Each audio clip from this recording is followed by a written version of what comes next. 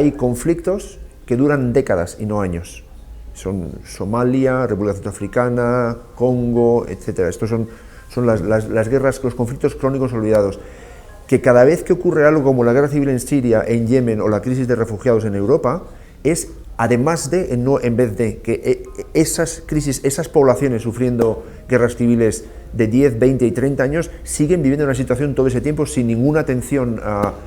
del público, mediática y en muchos casos de organismos internacionales, que es Sudán del Sur. Cuando era el sur de Sudán, de Sudán, vivió una guerra civil de 30 años antes de su independencia, que fue seguida con un periodo de intervalo de unos pocos años de tranquilidad por una guerra civil interna que vivimos ahora mismo.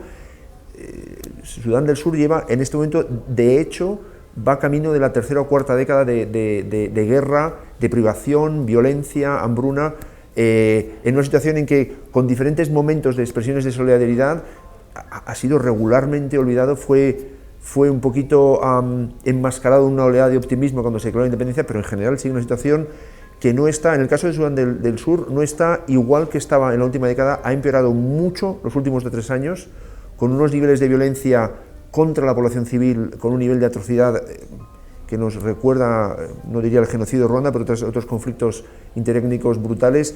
realmente chocantes y con un grado de olvido de la comunidad internacional espeluznante. República Democrática del Congo, particularmente el este,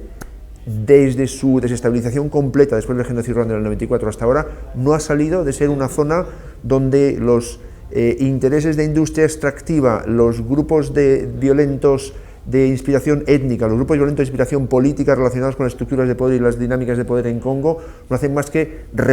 y últimamente, los últimos 5 o 10 años, la presencia de tropas internacionales que han repetidamente cometido atrocidades contra la población civil también,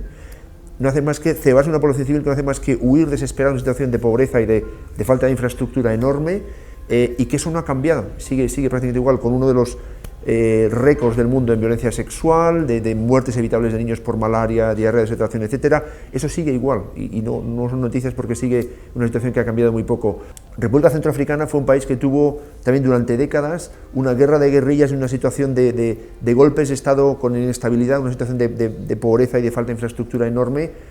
hasta el 2013 y 2014, donde eso desembocó en una guerra civil interna muchísimo más violenta, un poco como Sudán del Sur,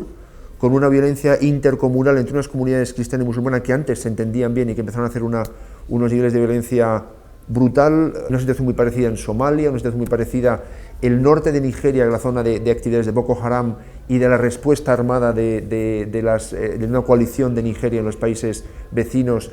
hacen una población atrapada entre la violencia de Boko Haram y la violencia de las ofensivas de estos ejércitos coalicionados que también están fuera del radar de